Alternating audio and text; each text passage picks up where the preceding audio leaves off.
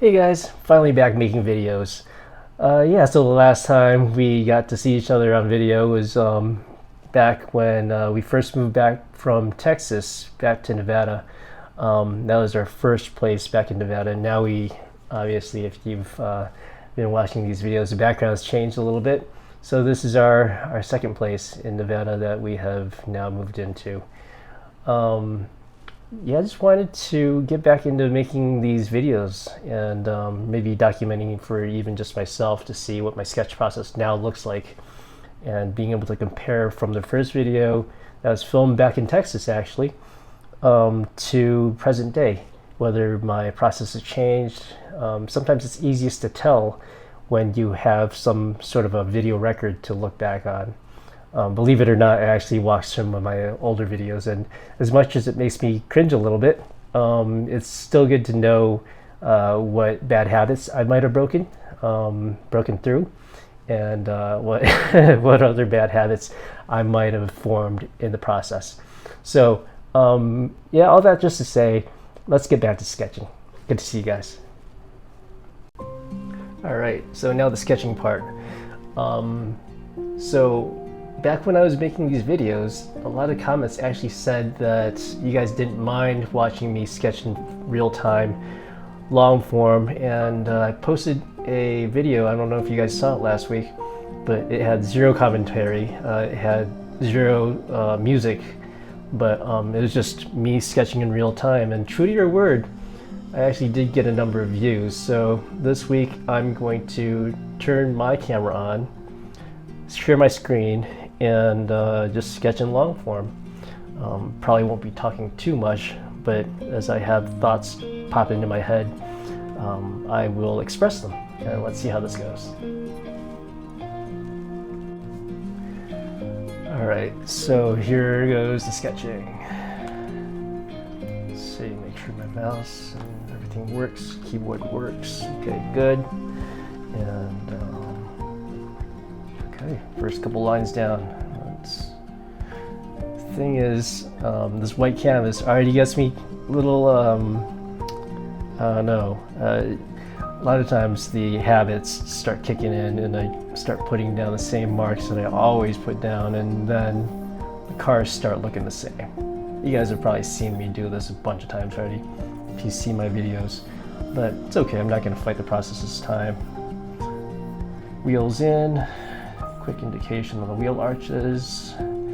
This line that I usually put down to align the wheel centers, sometimes, more often than not, it turns into some sort of a delineation for where the light catcher lives. And then the body side comes this way, usually light catcher, and then comes the greenhouse. Pretty typical if you've seen my videos in the past, and therefore a lot of times these cars end up looking pretty similar. So I'm trying to, well, maybe not fight it this time, just to get things going, but this is not going to be my main sketch, I don't think, because it just looks like every other sketch that I do. This is just muscle memory. F1 turns my canvas around here. It's just a keyboard shortcut. Since this is long form, let me show you guys how I do that to flip your canvas around. F1 is actually defaulted to the help menu. It takes you to the Adobe website, and then you can search for answers, but I don't usually do that. F1 is actually just for me to flip the canvas around. This is what you do. You go down to Edit, Keyboard Shortcuts, and then you go to View. And for View, here you go. Oh, how come it's not here? Anyway, let me try that again. Keyboard shortcuts, application menus. I think it is View actually. How come it's not populated? Okay, well, let's see. Flip horizontal. Huh, that's weird. Okay, but regardless, you find that under this menu right here, application menus, view, and then flip horizontal. Press the F1 button. It'll warn you and say accept and go to accept. Go OK. It was already working for me in the first place. Oh no, I think I might have just defeated it. That's not good. By showing you guys how I typically do it, I think I actually made it worse. So, delete shortcut. Let's see if that... no, it doesn't remember what to do. Keyboard shortcut. View. Okay. There. Accept. Okay.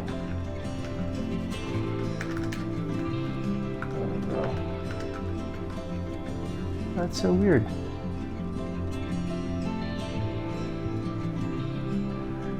Might have to edit this part out.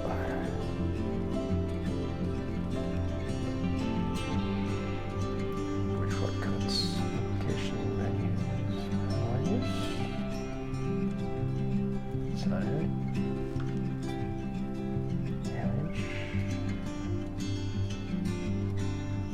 image. No, this is it. Sorry. Not view, it's actually image.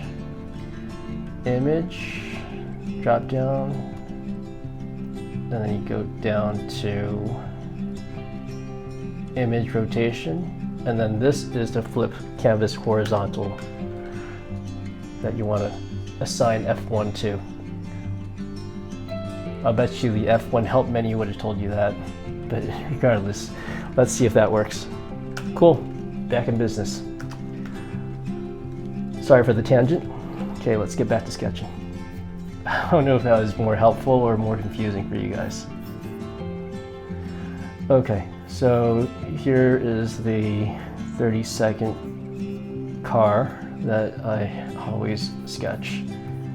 And I'm really trying hard to not fall into this trap. So I'm gonna go and hit Control T, downsize that, plop it up top, and then what I have for make a new layer, I think the default is Control-Shift-N for make a new layer, but I want to be able to do it one-handed. Control-Shift-A now becomes my new layer. So I won't go and try and navigate those shortcut key menus again, because that only adds to confusion and eats up a lot of time sketching when I could actually be sketching rather. So yeah, go and figure that out on your own. If you really don't know how to do it, leave it in the comments. I'll get back to you. All right, so this next one, let's do a front view.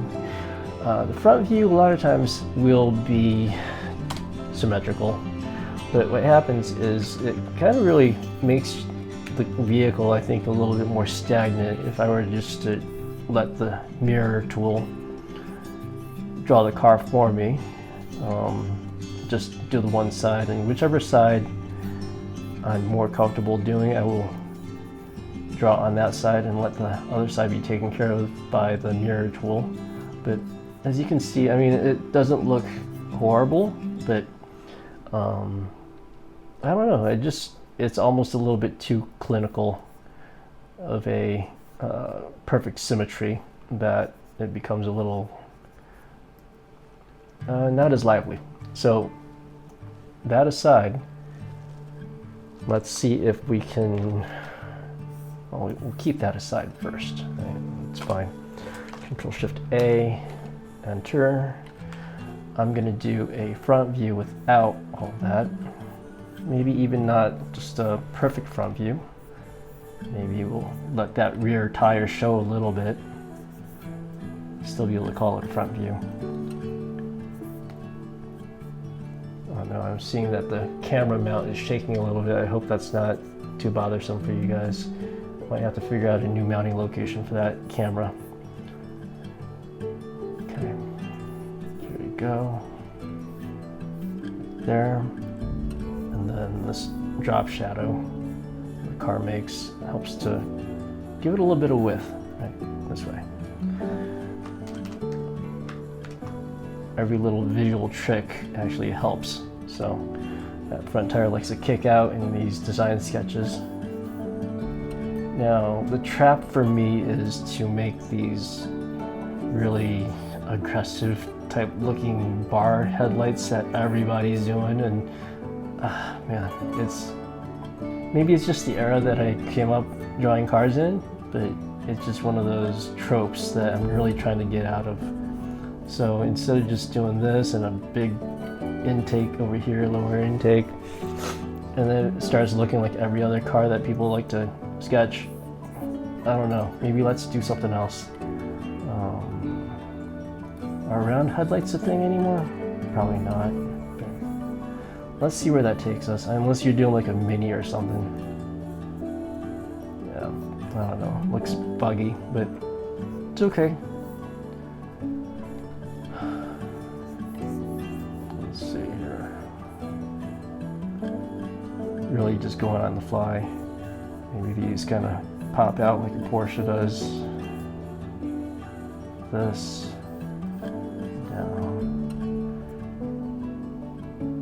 But then you start thinking, what does Porsche look like in terms of what their front lower design entails? Then you're kind of locked in again. So really just trying to work around that. Shrink that, leave that over here. The fact that this one's not quite done is bothering me a little bit, so let's work on that. You still want to try and maintain width, so maybe we'll do this, down, a double triangle sort of a motif. That looks okay, then and our mirror tool is not activated, no worries, we can just lasso tool that, Control J copies it, and then Control T gives you the opportunity to flip it this way, and drag it over to the opposite side. And essentially you have a symmetrical design. So if you had the mirror tool or the symmetry tool not currently activated, not to the end of the world, you can always just copy it back over. Okay, we'll merge these layers and then get to work on the design a little bit more.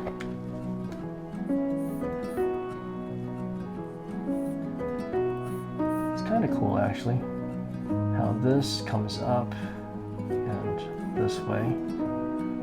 This comes up and into the lower intake. I always like when the lines flow and your eyes are able to follow it. And then you discover that it's actually a continuous line that goes around the car. It's always fun to notice. A lot of cars these days, the lines just kind of appear and disappear at will, and it's like,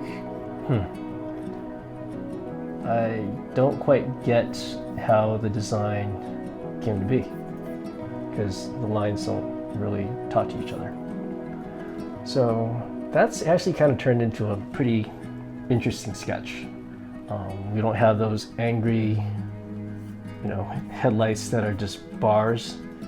You don't have a design that looks too much like an iconic brand that we already know too well. This still looks kind of sporty, kind of frog-like. Got a little bit of a wheel hunch in the back that you can see.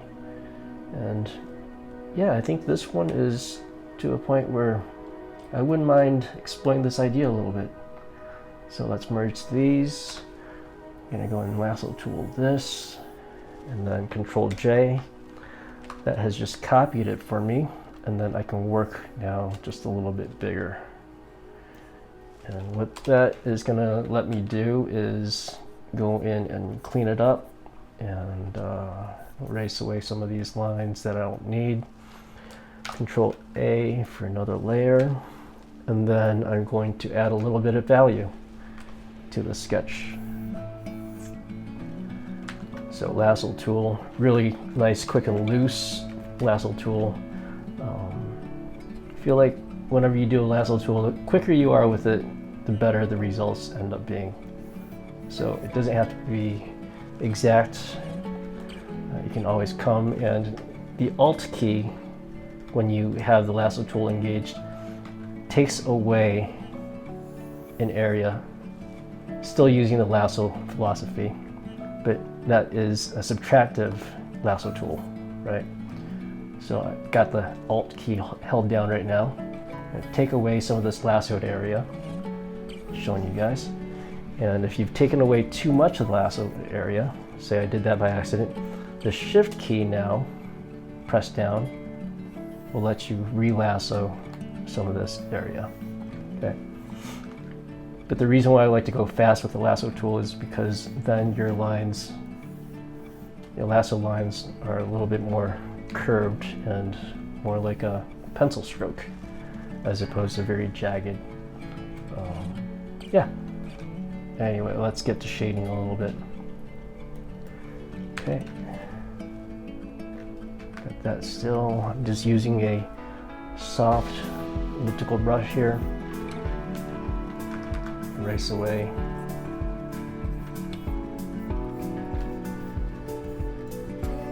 Keep it loose. We're still in the very early ideation sketch phase of this. Give this a little bit of a hard eraser just to maybe indicate that the light's coming from this side, which also means that this, if there's a little bit of a bump at the fender, that will catch some light, but we're not ready to address that yet. Now, another thing about the lasso tool is if you were to, you have this area selected right here. I should be pointing with my cursor instead so that you guys can see it. Now, if I were to hit Control-Shift-I, that inverts the selection. That means that I can paint outside of the lasso tool. Do a new layer. Then why that's cool is because now you have the ability to paint right underneath it. And what that gives you, I'm gonna hide the lasso, the marching ants for a second. That gives you a really clean line over here, which makes it look like it's a really pointed crease line right at the hood. So if that's your design intent, that's a good way to go about it. You keep your lasso tool engaged, Control-Shift-I, and right away you can paint underneath it or below it or outside of it, and it makes a really clean crease line. I think I repeated myself there, but you guys get the point. All right, clean that up just a little bit. Okay. Erase away what you don't need. Keep it loose. This is not something that you're going to be too attached to at this point. Yeah, just keep it really loose and non-committal, I guess. There you go. It's already looking like something a little different. We were just talking about, well, here, I'm going to go and merge these layers first. 1 and 2, merge these together. Here's another trick that I've started to use. I think there's a really good YouTube car design mentor. His handle is, I think it's Sketch-It, Sketch-IT, and Leandro Trovati. He's awesome. What he does a lot is he will add a layer mask. So this right here, it kind of looks like a Japanese flag, just a rectangle with a circle in the middle of it.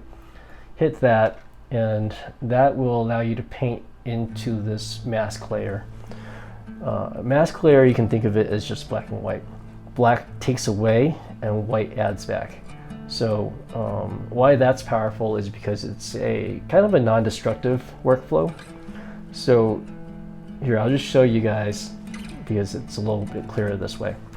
So we were just talking about how the light comes from this direction. So if I were to have a fender come this way, or do this as a bump in the fender, then I can indicate that without destroying, without erasing really. So what I'm going to do is I'm going to go and lasso tool that, and I'm going to, you see how that's white and black right now?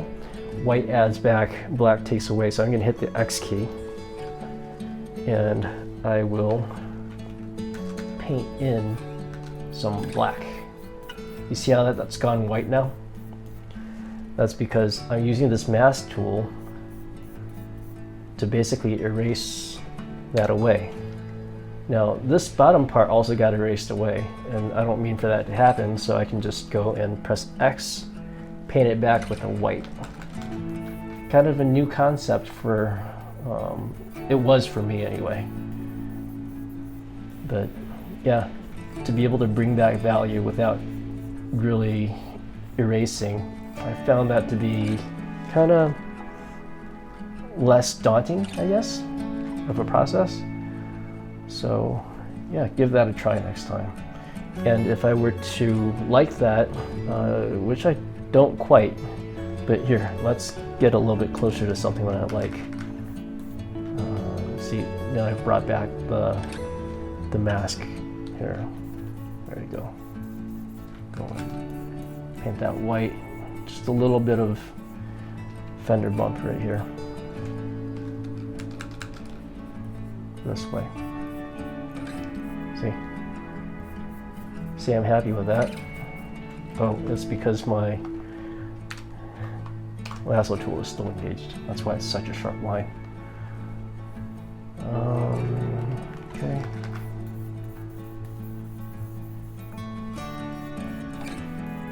Okay, well, say I were to like that, and I want to make that permanent as opposed to just a mask that I can turn on and off. Say disable mask, that goes away. Right. But say I like that, I can just tell Photoshop I'm going to apply the layer mask. Then it has basically effectively erased that area. That's where it starts acting like an eraser. So there you go. There's that fender bump right there. And then we can also, I think you guys have seen me do this quite a bit. That's my sketch layer. Oh, looks like that's already all one layer. Okay. I will also go and lasso tool in this lower intake very quickly. Keep it nice and loose. Some might even call it rough, but that's okay. Just a sketch. Okay, now that I have this area selected, Control copy it, or Control J, and then that will darken it in.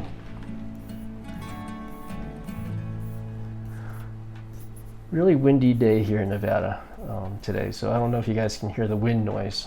Hopefully not. Okay, so here we go. We already have the void where the intake exists. And we can keep doing that too. We can go and merge these layers together. And we can say we want to also lasso in the greenhouse.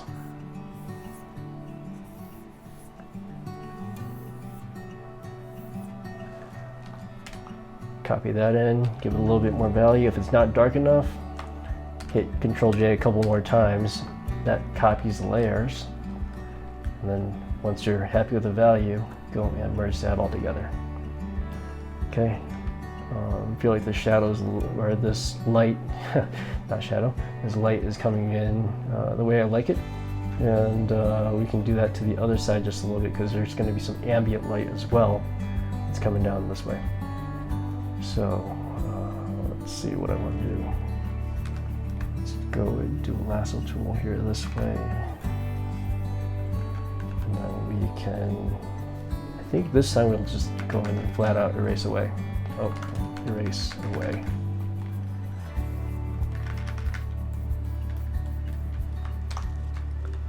There you go. Yeah, that's already not looking too bad. Let's zoom out a little bit. Tells you that this is a pretty sporty, maybe a coupe type of vehicle. And yeah, should lay down some pretty decent track times. Not quite a finished sketch yet. Let's go and add in a couple more details to show form a little bit better. So let's go and add a little bit of light here, just to flare out those the intake area. Let's see. Sometimes it's hard to sketch and narrate on the fly here, not working with the script at all. I think that sometimes messes me up even more, trying to do all that. Okay. Oh, by the way, this might be a little bit harder to explain, but eraser brush hardness. If you were to hold down Alt and also hold down the button of your stylus, got that held down, got this held down, and you also press down on your screen, this red dot will appear, and then you can drag up to make it softer, the edge of the brush softer, or you can drag down to make the edge of the brush harder. So that's a cool trick to practice. You have to have all three things going on at the same time though. Alt key held down, stylus button at the very top held down, and the stylus also has to be held down onto the screen, the glass of your screen. So that's how you engage that. Okay, now what was I doing? There you go. Okay. Okay, now do that for the other side.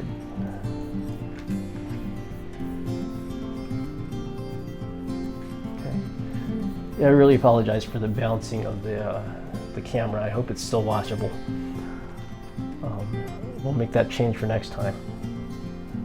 But okay, I think that's a decent value rendering. We can add probably a couple more sketch lines here. Bring that in just a little bit. Maybe just a hint of what that light looks like, just to add some visual interest. My thing is, I think keep one side of the sketch a little bit more thought out or detailed out than the other, just so that your eye can know where to look, as opposed to some details here and then some details over here on the other side, then everything's all scattered. So let's try and keep all the details concentrated maybe just on the right side of the vehicle for today, for visual appeal. It's a little bit too thick of a line, I think.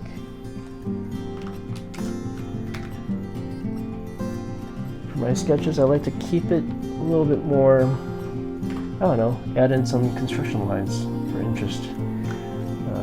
I also have an engineering background too, so I think every time I see a sketch that I can kind of reverse engineer in my mind, it just kind of adds more interest to it. If you look at Daniel Simon's work, for instance, a lot of times these lines, you'll be able to tell which lines he used for his vanishing points, the degree of openness for his ellipses when he draws wheels. Those are all little details that make your mind go, I could probably figure that out too if I were to take the time, and that's where the engagement of the viewer comes in. So right now I'm just drawing in maybe the center line of the wheels, the center line of the car. Then it kind of has a little bit of that engineering techie feel to it, which I don't know, personally I like. So yeah, that right there is a, I don't know, maybe a page of sketches. I don't know if I'd be able to sell that to an instructor at Art Center if I were to turn in this page of sketches and call it complete. Some instructors will tell you that's not a page of sketch, that's maybe a half a page of sketches, but depending on how hard you want to push, yeah, just really comes down to really pushing yourself actually. So right now I'm not pushing myself that hard. So I'm going to call this a page of sketches, and I'm going to go and compose it a little bit. It's funny because they tell you to really sketch as much as you can, of course, and I don't disagree with that at all, but you should also have white space to let the paper breathe is another thing that they'll tell you quite a bit. So I don't know. Depends on the day, the mood, and everything else. But at the end of the day, you should really be sketching to advance your ideas as opposed to fulfill the amount of sketches required by the instructor. That's really the key. So, I think we are going on to about half an hour for this video already. I think I'm going to call it good for now. And always remember to sign and date your work. Let's do that real quick. Okay, what do I want to sign this?